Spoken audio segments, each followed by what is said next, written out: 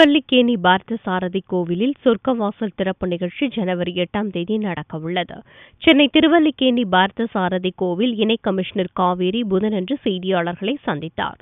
வைகுண்ட ஏகாதசி பரமபத வாசல் திறப்பு விழா முன்னேற்பாடுகள் குறித்து விவரித்த அவர், ஜனவரி 8ஆம் தேதி அதிகாலை 2:30 மணிக்கு மூலவர் முத்தங்கி சேவையுடன் நிகழ்ச்சி துவங்குவதாக தெரிவித்தார். உற்சவர் மகா மண்டபத்தில் அலங்கார சேவை முடிந்து அதிகாலை 4:30 மணிக்கு பரமபத வாசல் திறப்பு நம்மாழ்வாருக்கு காட்சியளிக்கும் சேவை நடக்க உள்ளதாக கூறினார். 12 மணியிலிருந்து நடை திறக்கப்பட்டு பெருமாளுக்கான பிரத்யேக பூஜைகள் நடைபெறும்.